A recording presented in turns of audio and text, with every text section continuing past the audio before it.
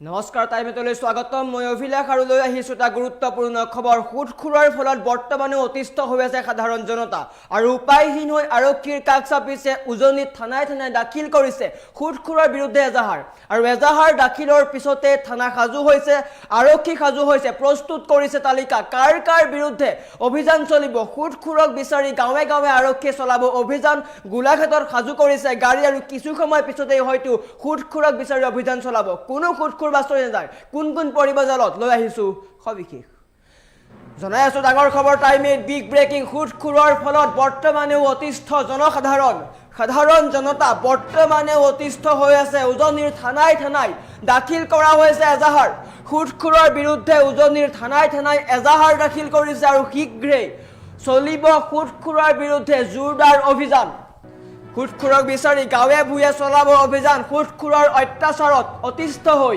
আৰক্ষীৰ কাষ চাপিছে একাংশ ভুক্তভোগী খুটখুৰ ইয়াৰ উদ্দিন নামৰ এগৰাকীৰ বিৰুদ্ধে গোলাঘাট থানাত ইজাজ আলীয়ে দাখিল কৰিছে এজাহাৰ সুদত লোৱা ধন ঘূৰাই দিয়াৰ পিছতো জমা দিয়া চেকবুকৰ কপি ঘূৰাই নিদিয়াৰ অভিযোগ উত্থাপন কৰিছে আৰু ৰাজ্যত খুটখুৰৰ বিৰুদ্ধে অভিযান চলি আছে ৰাজ্য চৰকাৰ কঠোৰ হৈছে কিন্তু একাংশ খুটখুৰে বৰ্তমানেও কিন্তু অবাধে বেহা চলাই গৈছে চৰকাৰক কেৰেপ নকৰে আৰক্ষী প্ৰশাসনক কেৰেপ নকৰে খুটখুৰে বৰ্তমানেও চলাই গৈছে অবাধে বেহা আৰু গোলাঘাটৰ ফলাঙনিত সংঘটিত হৈছে এই ঘটনা আৰু এজাহাৰ দাখিল কৰিছে আৰক্ষী থানাত এজাহাৰ দাখিল কৰিছে গোলাঘাট আৰক্ষী থানাত এজাহাৰ দাখিল কৰিছে আৰু এজাহাৰ দাখিলৰ পিছতেই আৰক্ষী সাজু হৈছে গাড়িয়ে আৰক্ষী সাজু হৈছে আৰু খুটখুৰৰ বিৰুদ্ধে চলাব তীব্ৰ অভিযান কোনো খুটখুৰ বাছি নাযায় ৰাজ্যৰ বিভিন্ন প্ৰান্তত খুটখুৰৰ বিৰুদ্ধে অভিযান চলি আছে কিন্তু একাংশ খুটখুৰে বৰ্তমানেও কিন্তু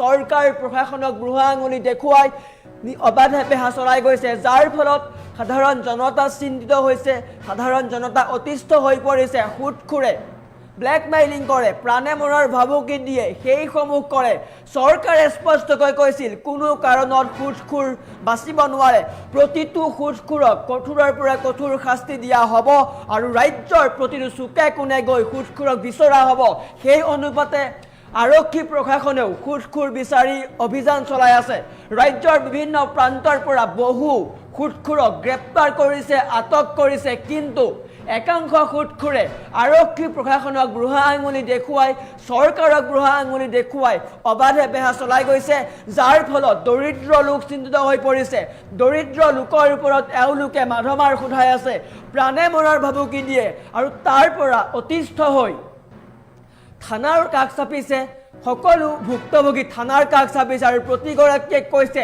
খুটখুৰক গ্ৰেপ্তাৰ কৰক আৰু বৰ্তমান এজাহাৰৰ ভিত্তিত আৰক্ষীয়ে অভিযান চলাবলৈ সাজু হৈছে প্ৰতিটো খুটখুৰক বিচাৰি উলিওৱা হ'ব আৰক্ষীয়ে দীঘলীয়া তালিকা প্ৰস্তুত কৰিছে আৰু প্ৰতিখন গাঁৱৰ চুকে কোণে খুটখুৰক বিচাৰি অভিযান চলোৱা হ'ব প্ৰতিটো খুটখুৰক গ্ৰেপ্তাৰ কৰা হ'ব কোনো খুটখুৰ বাছি নাযায় ৰাজ্য চৰকাৰ কঠোৰ হোৱাৰ পিছতেই আৰক্ষী কঠোৰ হৈছিলে ইতিমধ্যে বহু খুটখুৰক গ্ৰেপ্তাৰ কৰিছে আৰক্ষীয়ে কিন্তু একাংশ খুটখুৰে এতিয়াও চলাই আছে বেহা আৰু খুটখুৰৰ বিচাৰি উজনিৰ বিভিন্ন প্ৰান্তত চলিব পাৰে জোৰদাৰ অভিযান গোলাঘাটত এজাহাৰ দাখিল কৰা হৈছে আৰু গোলাঘাট আৰক্ষী সাজু হৈছে গোলাঘাটৰ বিভিন্ন প্ৰান্তত খুটখুৰৰ বিৰুদ্ধে অভিযান চলোৱা হ'ব বিশেষকৈ ফলঙনি অঞ্চলত অভিযান চলোৱা হ'ব আৰু তাৰ উপৰিও উজনিৰ বিভিন্ন প্ৰান্তত অভিযান চলোৱা হ'ব কোনো খুটখুৰ বাছি নাযায় ৰাজ্যৰ চৰকাৰে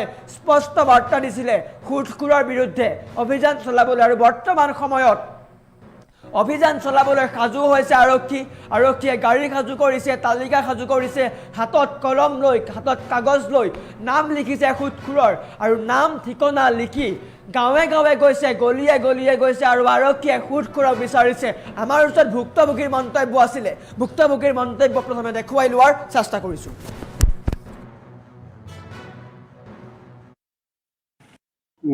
মানে মই 19 চন মানতে 25,000 টকা এটা ধাৰলৈ লৈছিলোঁ ইণ্টাৰেষ্টলৈ বুলি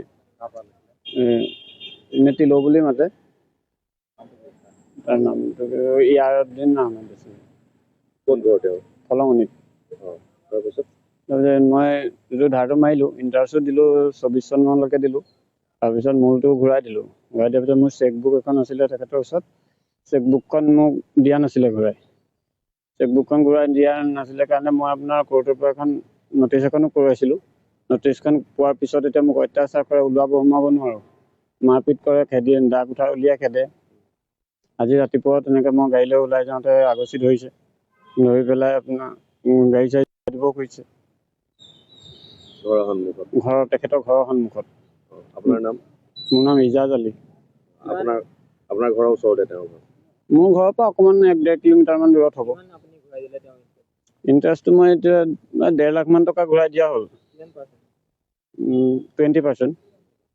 25,000 লৈ আপুনি 1.5 লাখ টকা ঘূৰাই দিছে? হয়। নাই মূলটো এক্সট্ৰাকৈ দিছোঁ, মানে ইণ্টাৰেষ্টটো টোটেল চব ঘূৰোৱা হৈ গ'ল। তাৰপিছতো মোক চেকবুকখন নিদিয়াৰ কাৰণে মই নটিচ এখন কৰিছিলোঁ। নটিচখন কৰাৰ পিছৰ পৰা এতিয়া মই ওলাব নোৱাৰোঁ, সোমাব নোৱাৰোঁ ঘৰৰ পৰা। চেকবুকখন মোক ঘূৰাই দিয়া নাছিলে। মই মানে পইচাটো ঘূৰাই দিয়াৰ পিছতো, মূলধনটো দিয়াৰ পিছতো চেকবুক দিয়া নাছিলে মোক, সেইকাৰণে কৰিবলগীয়া হৈছিলে। আজি মই এতিয়া থানালৈ আহিছিলোঁ, গোলাঘাট সদৰ থানালৈ এজাহাৰখন দিবলৈ আহিছিলোঁ। হয়, নাই মই বগীজানলৈ গৈছিলোঁ, বগীজানত দিব নোৱাৰিলোঁ।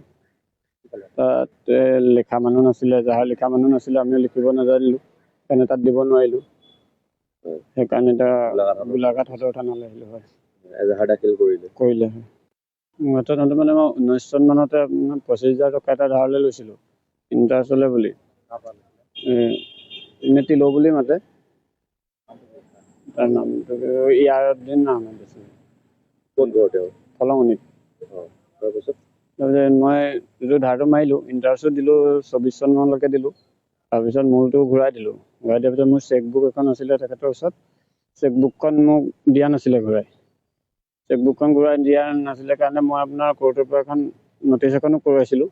নটিচখন পোৱাৰ পিছত এতিয়া মোক অত্যাচাৰ কৰে, ওলাব সোমাব নোৱাৰোঁ, মাৰপিট কৰে, খেদি দাগ উঠাই উলিয়াই খেদে। আজি ৰাতিপুৱা তেনেকৈ মই গাড়ীলৈ ওলাই যাওঁতে আগচি ধৰিছে, ধৰি পেলাই আপোনাৰ গাড়ী চাড়ী দিব খুজিছে তেখেতৰ ঘৰৰ সন্মুখত। আপোনাৰ নাম? মোৰ নাম ইজাজ আলী। আপোনাৰ ঘৰৰ ওচৰতে তেওঁ ঘৰ? মোৰ ঘৰৰ পৰা অকণমান 1-1.5 কিলোমিটাৰমান দূৰত হ'ব। ইণ্টাৰেষ্টটো মই এতিয়া 1.5 লাখমান টকা ঘূৰাই দিয়া হ'ল। 20%। 25,000 লৈ আপুনি 1.5 লাখ টকা ঘূৰাই দিছে? হয়। নাই মূলটো এক্সট্ৰাকৈ দিছোঁ, মানে ইণ্টাৰেষ্টটো টোটেল চব ঘূৰোৱা হৈ গ'ল। তাৰপিছতো মোক চেকবুকখন নিদিয়াৰ কাৰণে মই নটিচ এখন কৰিছিলোঁ। নটিচখন কৰাৰ পিছৰ পৰা এতিয়া মই ওলাব নোৱাৰোঁ, সোমাব নোৱাৰোঁ ঘৰৰ পৰা। চেকবুকখন মোক ঘূৰাই দিয়া নাছিলে। মই মানে পইচাটো ঘূৰাই দিয়াৰ পিছতো, মূলধনটো দিয়াৰ পিছতো চেকবুক দিয়া নাছিলে মোক, সেইকাৰণে কৰিবলগীয়া হৈছিলে। আজি মই এতিয়া থানালৈ আহিছিলোঁ, গোলাঘাট সদৰ থানালৈ এজাহাৰখন দিবলৈ আহিছিলোঁ। হয়, নাই মই বগীজানলৈ গৈছিলোঁ, বগীজানত দিব নোৱাৰিলোঁ। তাত লিখা মানুহ নাছিলে, এজাহাৰ লিখা মানুহ নাছিলে, আমিও লিখিব নাজানিলোঁ, সেইকাৰণে তাত দিব নোৱাৰিলোঁ।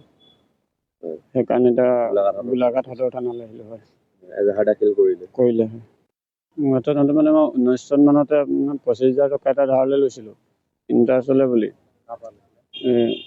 ইনেতি ল' বুলি মাতে, তাৰ নামটো ইয়াৰুদ্দিন আহমেদ আছিলে। ক'ত ঘৰ তেওঁ? ফলঙনিত। তাৰপিছত মই যিটো ধাৰটো মাৰিলোঁ, ইণ্টাৰেষ্টটো দিলোঁ 24 চনমানলৈকে দিলোঁ। তাৰপিছত মূলটো ঘূৰাই দিলোঁ। ঘূৰাই দিয়াৰ পিছত মোৰ চেকবুক এখন আছিলে তেখেতৰ ওচৰত, চেকবুকখন মোক দিয়া নাছিলে ঘূৰাই।